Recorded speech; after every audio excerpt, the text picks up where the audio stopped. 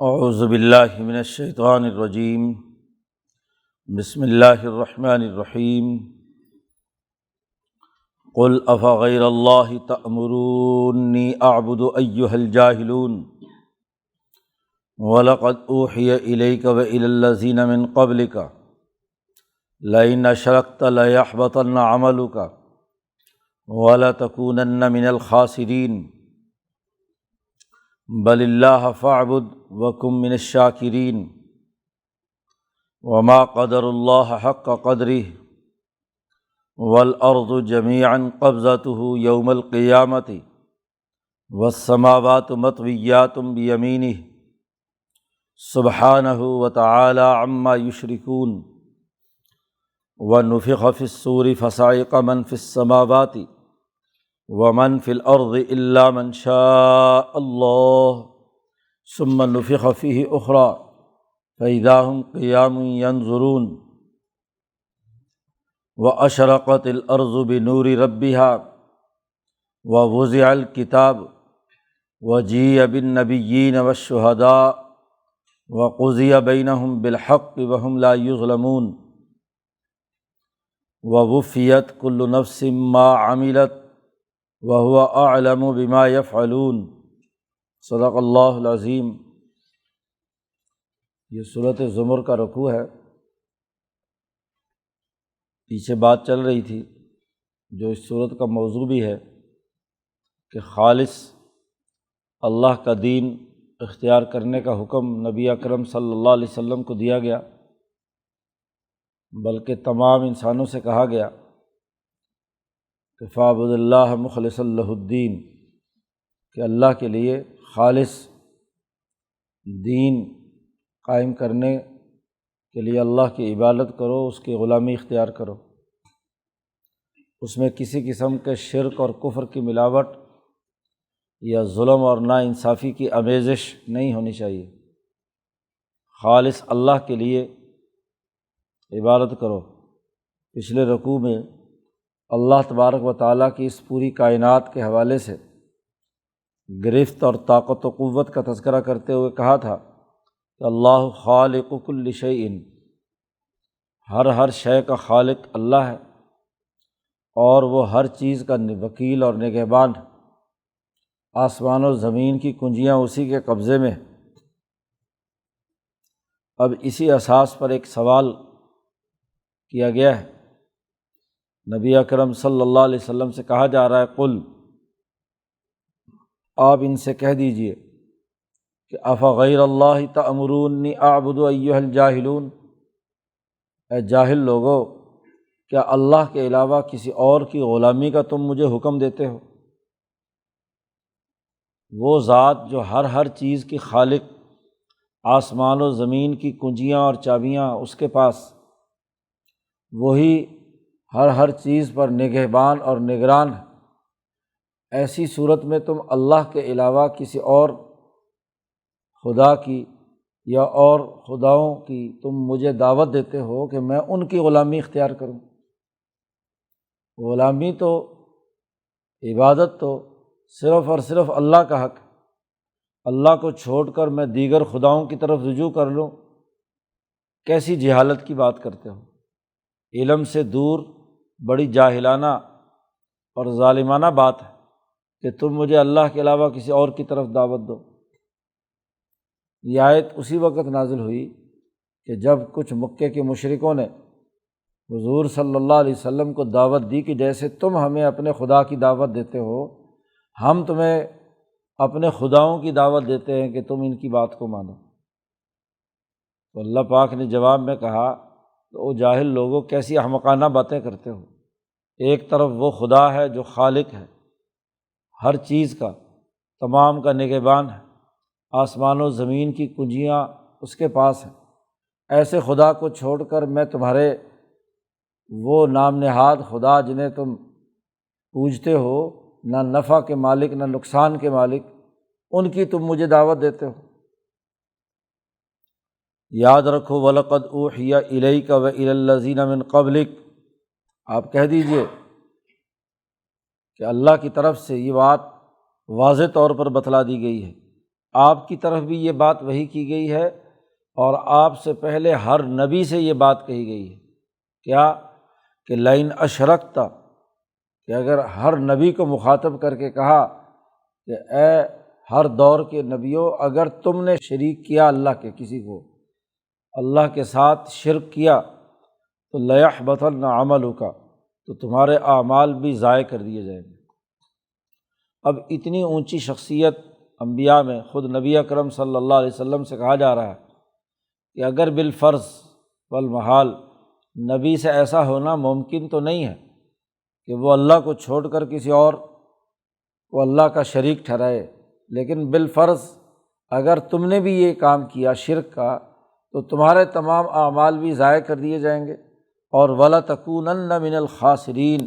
اور ضرور بالضرور تم بھی خسارہ اٹھانے والوں میں سے ہو۔ اللہ کے ہاں عدل و انصاف ہے، جو آدمی بھی شرک اور کفر کے کسی بھی دائرے سے متعلق ہے، خواہ وہ کتنی ہی بڑی شخصیت کیوں نہیں ہے، اگر اس سے یہ حرکت سرزد ہوئی تو ضرور اس کے لیے خسارہ ہے، اس کے لیے نقصان ہے۔ یہ جاہل لوگ غیر اللہ کی طرف آپ کو دعوت دیتے ہیں، اصل چاہیے تو یہ ہے کہ بل اللہ، بلکہ اللہ ہی ہے کہ فاعبد، اسی کی آپ عبادت کیجیے، وکم من الشاکرین، اور اللہ کے شکر گزار بندوں میں سے بنیے۔ نبی اکرم صلی اللہ علیہ وسلم کو براہ راست، بلکہ تمام پیچھے انبیاء جتنے بھی گزرے ہیں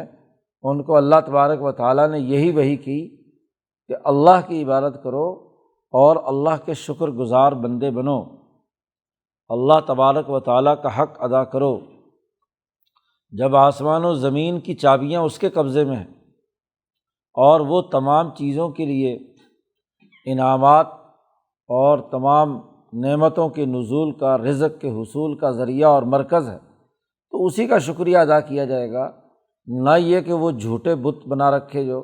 جس میں کوئی صلاحیت اور استطاعت بھی نہیں، نہ نفع نقصان کے مالک ہیں، ان کی عبادت کی جائے۔ تو توحید خالص کا اعلان اس صورت مبارکہ میں کیا گیا۔ اور پھر حضرت سندھی فرماتے ہیں کہ اس صورت کا جو اصل بنیادی موضوع ہے، جو خلوص الی الدین یا خلوص الی اللہ کے حوالے سے، اس میں مرکزی آیت یہ اگلی جو آ رہی ہے یہ ہے کہ وما قدر اللہ حق قدرہ، ان لوگوں نے اللہ کی جتنی قدر کرنی چاہیے تھی اتنی قدر نہیں کی۔ جتنے قدر کرنے کا حقدار ہے ذات باری تعالیٰ، یہ انسان عجیب ہیں کہ ان تمام چیزوں کا انکار کرنے والے ہیں، اس کی قدر نہیں کر رہے۔ اللہ کی قدر کیا ہے کہ اس کے ساتھ اپنا تعلق قائم کرنا۔ ہر انسان اپنے قلب میں، اپنی روح میں وہ نقطۂ نورانی جس کا ذات باری تعالیٰ کے ساتھ ایک تعلق ہے، تو اپنے دل کو اس کے ساتھ جوڑنا، حضرت القدس کے ساتھ وابستہ کرنا، اور جو اس کا مقام اس کی روح کی آمد کا ہے اس کے ساتھ وابستہ ہو کر وہاں اس منزل تک پہنچنا۔ اور یہ تبھی ممکن ہے کہ جب ہر لمحے اسی خدا کی عبادت کی جائے اور ہر لمحے اس کا شکر ادا کیا جائے، شاکرین میں سے ہو،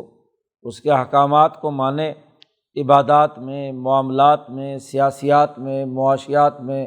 عمرانیات میں، جتنے بھی زندگی کے شعبے ہیں انسانی دائرے سے متعلق، ان تمام میں وہ اللہ کے احکامات کی اتباع کرے اور اس کا شکر ادا کرے، تو پھر بھی اگر کسی درجے میں کہا جائے کہ اس نے حق پہچانا ہے، ورنہ اصل بات یہ ہے کہ انسان اللہ کا جیسا کہ حق ادا کرنے کی ضرورت تھی وہ حق ادا نہیں کرتا۔ قرآن کہتا ہے دیکھو ذات باری تعالیٰ کا وہ آسمان و زمین کے حوالے سے وہ معاملہ کہ جب والارض جمیعا قبضتہ یوم القیامت، پوری زمین قیامت کے دن اس کی مٹھی میں ہوگی۔ قبضہ مٹھی کو کہتے ہیں، اس مٹھی کے اندر پوری کی پوری زمین ہوگی۔ اور والسماوات مطویات بیمینہ،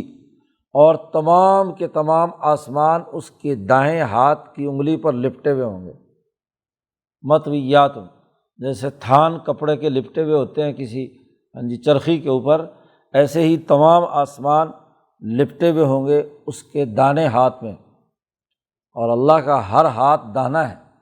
یہاں یمین کی اصل حقیقت کیا ہے وہ اللہ جانے، اور حقیقت یہ ہے کہ جو محاورے کے طور پر کہا جاتا ہے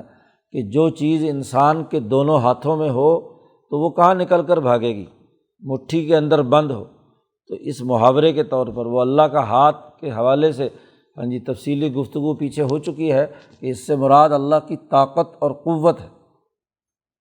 تو اللہ کے قبضے میں ہے پورا آسمان اور پوری زمین، تو جس ذات باری تعالیٰ کے قبضے میں یہ تمام چیزیں ہیں، انسانوں نے اس کا حق نہیں پہچانا، اس کی قدر نہیں پہچانی۔ سبحانہ، اللہ بہت پاک بلند تر ہے، وتعالی عما یشرکون، اور بہت ہی بلند تر ہے اس سے جو یہ لوگ اللہ کے ساتھ شریک ٹھہراتے ہیں۔ بہت پاک ذات ہے، کوئی نسبت نہیں ان پتھروں کے بتوں یا ان نام نہاد فرعون و نمرودوں کی کہ یہ اللہ تک پہنچ پائیں۔ یہ بات واضح کر کے قرآن حکیم نے قیامت کے اس منظرنامے کے حوالے سے نفخوں کا ذکر کیا ہے کہ کیسے سور پھونکا جائے گا اور وہاں کا منظر کیا ہوگا۔ قرآن کہتا ہے وَنُفِخَ فِی الصُّورِ، سور میں پھونک لگائی جائے گی، اور جیسے ہی نفخ سور ہوگا فَصَعِقَ مَن فِی السَّمَاوَاتِ وَمَن فِی الْأَرْضِ، تمام لوگ بے ہوش ہو جائیں گے، جو بھی آسمانوں میں ہے اور جو زمین میں ہے۔ جب آسمان و زمین اس کے قبضے میں ہے تو آسمان و زمین پر جو بھی عقل و شعور رکھنے والے ذی روح لوگ موجود ہیں، انسان ہو یا جنات، ان تمام کے لیے عربی زبان میں یہ لفظ من استعمال کیا جاتا ہے کہ یہ جتنے بھی عقل رکھنے والے، کسی درجے میں شعور رکھنے والے لوگ ہیں، یہ سب کے سب بے ہوش ہو جائیں گے، ذہن مفلوج۔ الا من شاء اللہ، مگر یہ کہ جسے اللہ چاہے۔ سور جب پھونکا جائے گا اس وقت جسے اللہ چاہے اسے بے ہوشی نہ ہو، ایسا ہو سکتا ہے،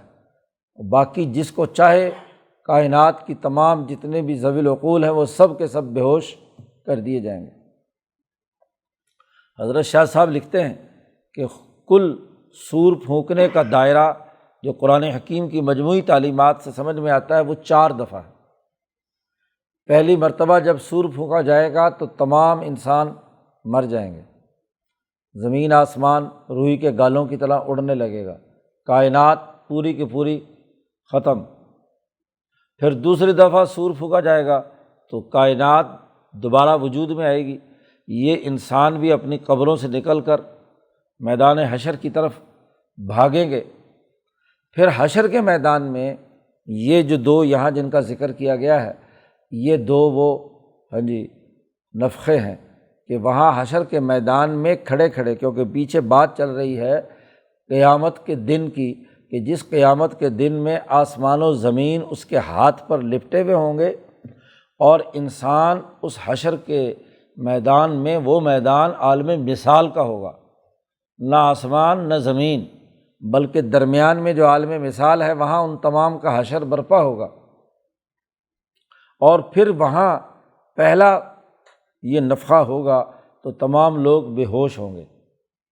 اس میدان حشر کی یہ بے ہوشی ہے۔ ثم نفخ فیہ اخری، پھر قرآن حکیم کہتا ہے ایک دوسرا سور پھونکا جائے گا، فَإِذَا هُمْ قِيَامٌ يَنظُرُونَ، تو وہ تمام لوگ جو میدان حشر میں بے ہوش ہو کر گر پڑے تھے وہ اٹھ کھڑے ہوں گے، اور اٹھ کھڑے ہو کر ہر طرف دیکھ رہے ہوں گے۔ لیکن عام باقی مفسرین کے ہاں 2 ہی سور پھونکنے کے واقعات کا تذکرہ ہے، لیکن شاہ صاحب نے قرآن حکیم کے 2 الگ الگ مقامات سے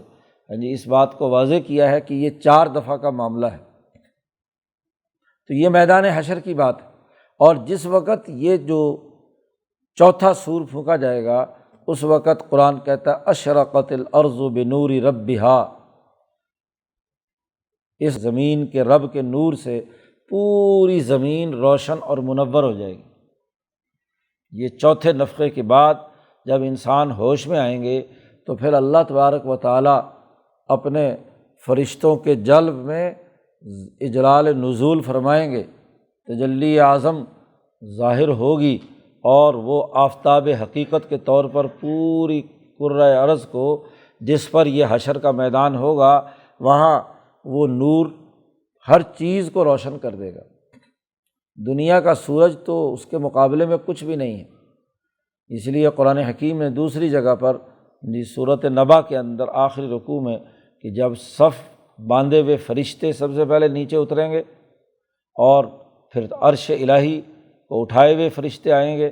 پھر عرش الہی پر ذات باری تعالیٰ کا نزول اجلال ہوگا، اور پھر وہاں اللہ تبارک و تعالیٰ سب سے پہلا اعلان کریں گے لمن الملک اليوم للہ الواحد القہار۔ آج حکمرانی کس کی ہے؟ کون ہے جو اس وقت حکمرانی کا دعویٰ کرے؟ اور کوئی سناٹا ہوگا، کوئی اس کا جواب نہیں دے پائے گا، تو اللہ پاک کہے گا للہ الواحد القہار۔ اب حکمرانی صرف اور صرف اور صرف اس اللہ کی ہے جو قہار اور غالب ہے۔ تو ذات باری تعالیٰ کی تجلی اعظم سے پوری زمین روشن ہو جائے گی۔ اور ووضع الکتاب، اب جب یہ معاملہ ہوگا تو تمام لوگوں کے نامہ اعمال لا کر حاضر کر دیے جائیں گے۔ جیسے عدالت لگتی ہے تو عدالت میں تمام مقدمات جو زیر سماعت ہوتے ہیں ان کی فائلیں لا کر وہاں رکھی جاتی ہیں۔ تو ووضع الکتاب، بلکہ ذات باری تعالیٰ کے آنے سے پہلے ووضع الکتاب، یہ نامہ اعمال تہ بتہ رکھ دیے جائیں گے، اور وجیء بالنبیین، اور تمام نبیوں کو حاضر کیا جائے گا، والشہداء، اور تمام گواہ بھی حاضر کیے جائیں گے۔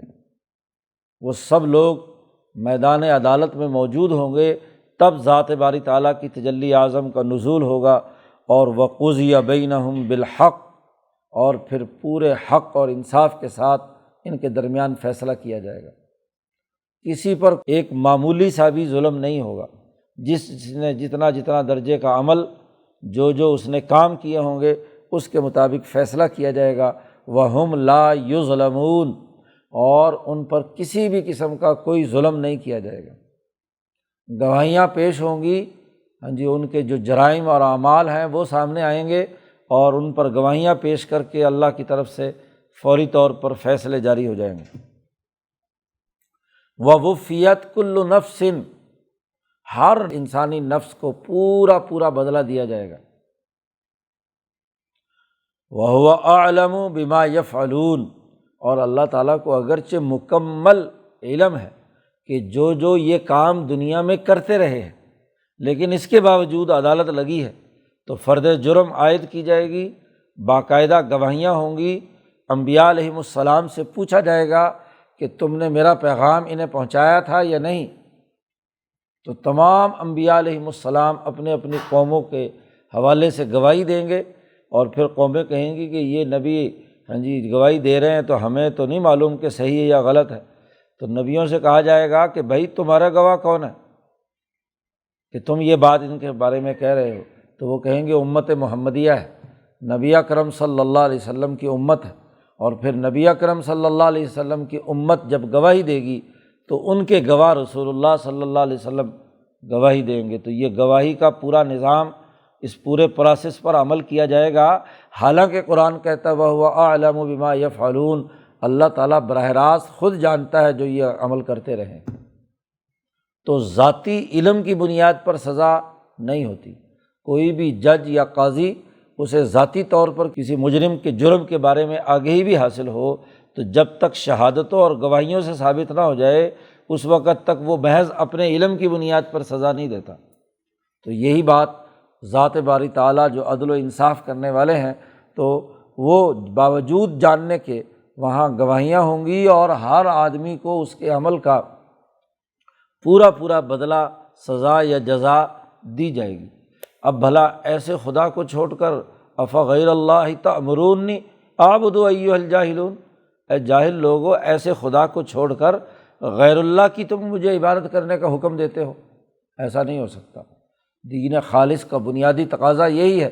کہ خالصتاً اسی ذات کے ساتھ وابستگی اختیار کی جائے۔ اب جو لوگ ماننے والے ہیں ان کے ساتھ کیا معاملہ ہوگا، اور جو لوگ نہ ماننے والے ہیں ان کے لیے کیا معاملہ ہوگا، قرآن حکیم نے آخری رکوع میں اس کی تفصیلات بیان کی ہیں۔ اللہ تعالیٰ قرآن حکیم کو سمجھنے اور اس پر عمل کی توفیق عطا فرمائے۔ اللہ